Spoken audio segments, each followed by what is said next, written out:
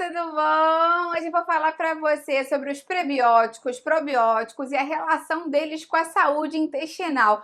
Tem muita gente que pensa que só os probióticos são importantes, mas isso não é verdade. Eles têm um efeito sinérgico. Eu vou te falar o que eles são, né? Porque são coisas diferentes e como conseguir na alimentação. Você vai adorar. Fica até o final, que você não vai querer perder. Se você adora dicas de nutrição, saúde, boa forma, você vai amar o canal. Aproveita e se inscreve. Lembra de ativar o sininho para receber as notificações. Eu tenho vídeo novo todos os dias, você vai amar com certeza. Aproveita também, dá um pulo lá no Instagram, me segue por lá, que eu tenho outros vídeos, dicas, novidades. É o mesmo nome aqui do canal, @nutricionista Patrícia Leite.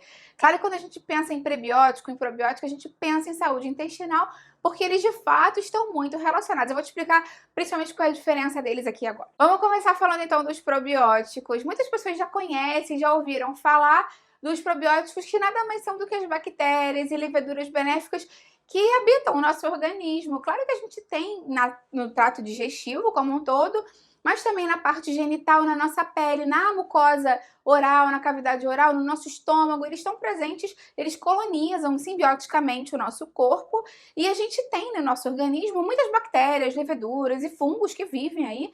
E podem ter alguns que são benéficos, que são no caso dos probióticos, e tem alguns que são ruins pra gente. Por isso que é muito importante a gente consumir, ter sempre uma boa quantidade de probióticos, né, enfim, vivendo com a gente em sinergia, porque isso mostra pra gente que eles vão ajudar a combater aquelas bactérias, leveduras e fungos ruins que podem ser patogênicos e causar doenças pra gente. Eles são muito importantes porque quanto mais probióticos você tem vivendo no seu organismo, menos das bactérias, leveduras e fungos ruins você tem. Eles competem um com o outro. Então é muito importante que a gente consiga fazer com que eles estejam presentes e em quantidade maior do que esses micro-organismos nocivos em todo o nosso organismo e também no trato intestinal, com certeza. Boas fontes de probióticos são os fermentados naturais. Com eles a gente consegue normalmente, consumindo de forma regular, garantir uma boa proporção de probióticos, de bactérias, leveduras, boas para o nosso organismo, para o nosso intestino. Então, kimchi, chucrute, cebola fermentada, qualquer tipo de vegetal fermentado é uma fonte de probiótico. Não tem como a gente não falar do iogurte natural, caseiro, tem receita aqui no canal. Do kefir, que você pode fazer de água ou de leite, eu tenho receita aqui no canal. E tenho receitas desses fermentados vegetais, veganos também. Cebola fermentada, maçã fermentada, aveia fermentada. Eu tenho muitas receitas de fermentados, de probióticos caseiros. Tanto que eu fiz até uma playlist já deles aqui, vou deixar aqui embaixo para você. Lembra que os probióticos podem ajudar, como eu falei, né, a diminuir a desbiose intestinal, melhorar a inflamação intestinal, diminuir a inflamação intestinal, melhorar até mesmo a produção de neurotransmissores lá no intestino que vão para o nosso cérebro, diminuir a inflamação, diminuir a resposta imunológica exacerbada, melhorar o trânsito intestinal, prevenir constipação, prevenir diarreia, tratar a diarreia. Então, os efeitos deles são muito benéficos para o nosso intestino e a gente sempre deve lembrar de consumir no dia a dia. Vamos falar então dos prebióticos, então. Você viu, né, que o começo da palavra é diferente. O meu probiótico, que é um micro-organismo vivo, e o outro é o prebiótico. Quando você for tentar se confundir, me confunde qualquer. Lembra que o prebiótico que vem antes, ou seja, a comida dele. Antes dele existir, você tem que dar uma comidinha para ele. O prebiótico justamente é fonte de fibras boas e outros alimentos bons, né, ingredientes bons que os probióticos consomem. Então ele contém naturalmente nutrientes que são fonte alimentar para os probióticos crescerem, prosperarem, né, se multiplicarem, crescerem cada vez mais. E acaba que o consumo dos dois é sinérgico, é complementar, porque se você consome bastante probiótico, você não consome muito prebiótico, você não está dando a nutrição que ele precisa e ele acaba morrendo mais cedo. Então é importante sim consumir os probióticos, mas os prebióticos vão garantir que esses probióticos vivam por mais tempo, se multipliquem, se desenvolvam e cresçam melhor. Boas fontes de prebióticos são normalmente os alimentos vegetais e ricos em fibra. Então a cebola, o alho poró, a chicória, fonte de inulina, um excelente prebiótico, os feijões, a lentilha, o grão de bico.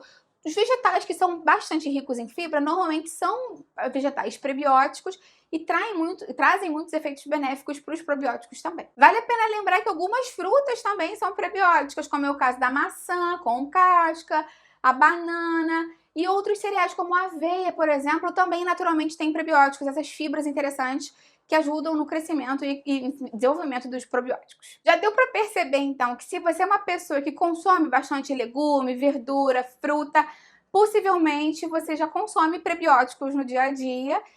E quanto mais variada for a sua alimentação, mais diferentes tipos de prebiótico você vai ter para nutrir os seus probióticos. Então, se você pensar numa forma mais prática no dia a dia, em de fato focar, né? Tenho que consumir os probióticos diariamente, ou dia sim, dia não, de acordo com o que você acha que funciona para você, o que você chegou em conclusão com o seu profissional de saúde que te acompanha, iogurte, um kefir, uma maçã fermentada, uma aveia fermentada. Se você tem hábito de consumir isso no dia a dia e também consome bastante legume, verdura e fruta, você vai garantir um bom ambiente para esses alimentos, para esses probióticos, né, para esses micro-organismos bons crescerem.